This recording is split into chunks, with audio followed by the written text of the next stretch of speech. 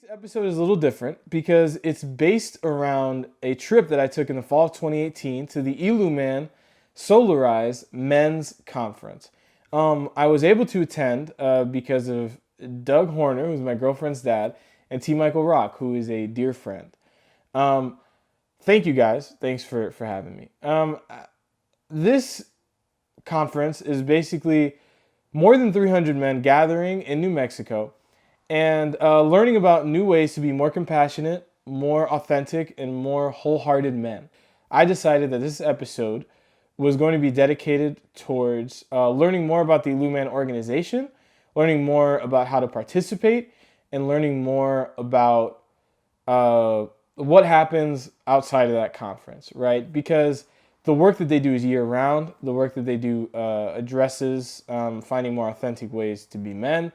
And I thought that either the men in your lives or you would find this very useful. So thank you so much for tuning in. I hope you enjoy the interviews. I interviewed some people from the organization who are going to give you really cool information. And I hope you enjoy the episode.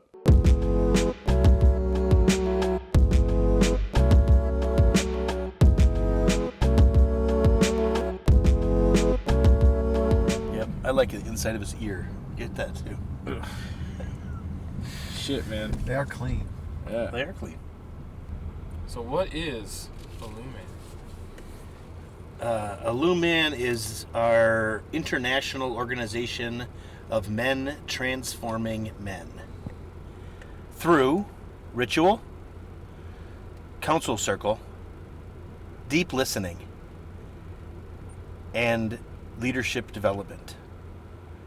We are a group that is training people in our Western fucked up culture to be generative elders so that young men have a place to go to for models and for mirroring and to hold the possibility that men have worth and dignity and do not have to resort to stupid things like violence to prove themselves. And we do that by transforming men through our own stories of brokenness and grief and understanding ourselves as beloved.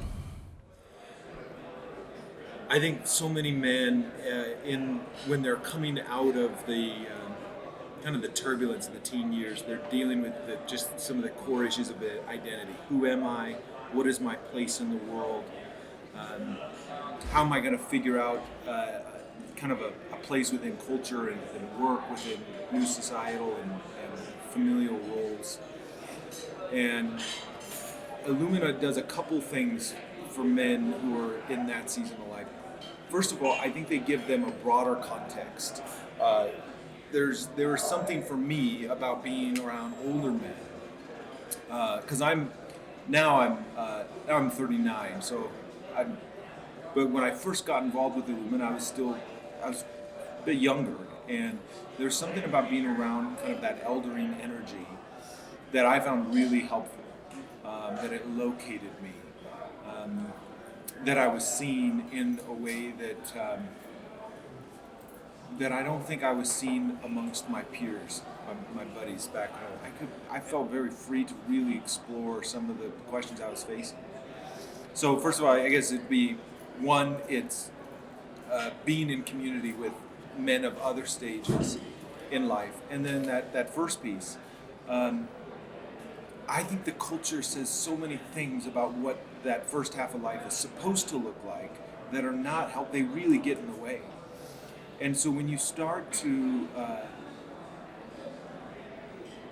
really just learn kind of a countercultural way of approaching what your first half of life might be about, it freed me, it inspired me.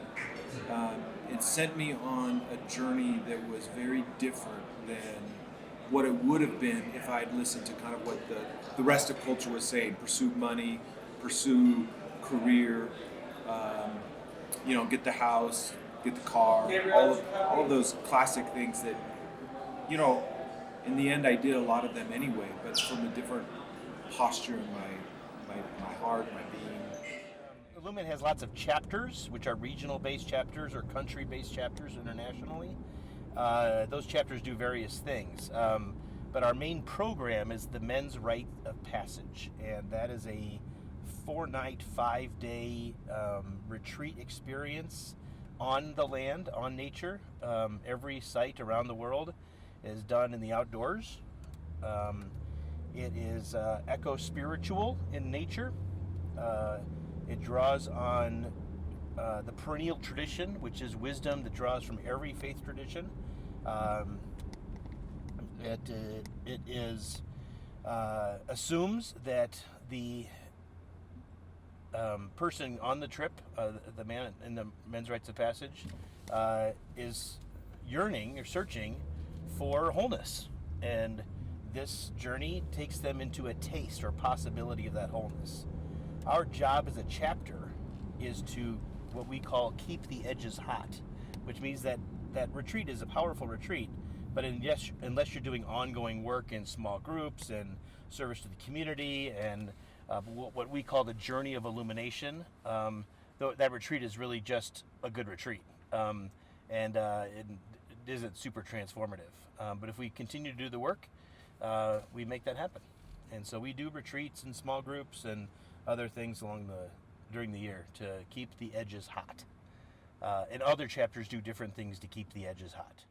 Men's Rites of Passage is a 5-day kind of immersion experience out in the wilderness that we offer at bare bones cost usually. There was a huge breadth of men in terms of some guys who were extremely rich and then guys who were very, very poor. And you didn't even know until way later who was who, because nobody talks about their career, nobody talks about the things they do back home. And I remember, there is a cross-section of society. We had liberals and conservatives, we had guys who were atheists and guys who had people of various faiths. And they were having conversations together. I was like, these guys never talk out in the real world together. One of the core values of Illuman is making this work as accessible to as many men as possible.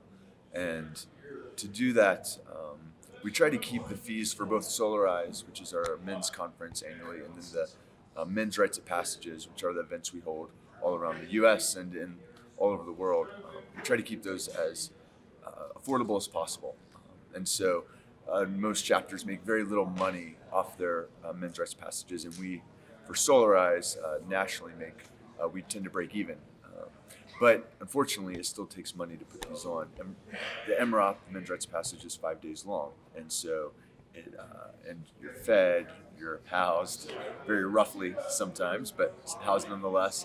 And so that cost of food and shelter and all of that, it tends to be about $400, $600 for any given event, and so the chapters are hosting it will charge that amount, somewhere in that range.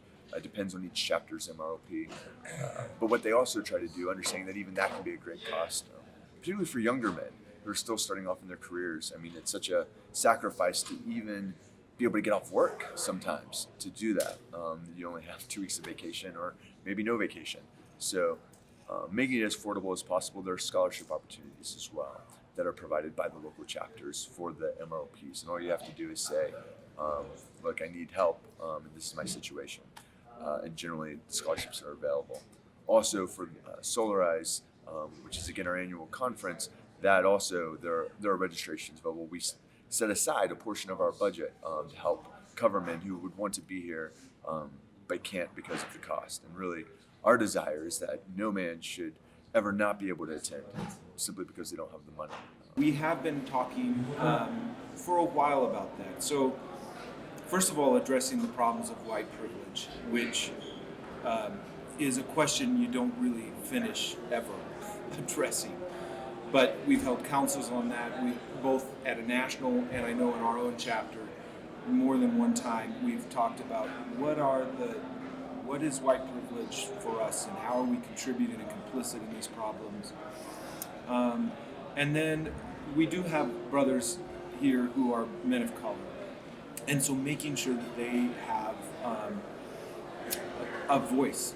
Last year we did a council where the men who wanted to be in that, who were men of color, sat in the middle, and we all listened to them as they spoke about what their experience was like being in this community.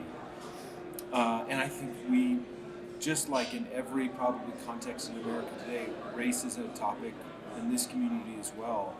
And we know that we have our work to do, but we are creating places for those conversations to happen. And particularly where people like myself who are white are in a posture of listening. This has been a safe community for men who are queer, men who, for whom even all of the, the LGBTQ labels don't even apply, but wherever they might be on that spectrum. And so that's a place I feel like we can celebrate that we've done a pretty good job of nurturing diversity when it comes to that. And I actually had a guy in my life, a man in my life, who I respect a lot and have a deep love for. I love this man, he was a mentor and guide for me. And he talked about how this changed his life, and I felt compelled to go. He invited me several times, and I said no every time. And like a week before it happened, I went. And while on that men's rites of passage, I felt an integration of my life's purpose and ministry and family and history come together in a way I had never done before. So that integration was key, because I was doing all these different things that weren't whole, and I felt a wholeness that I had never experienced.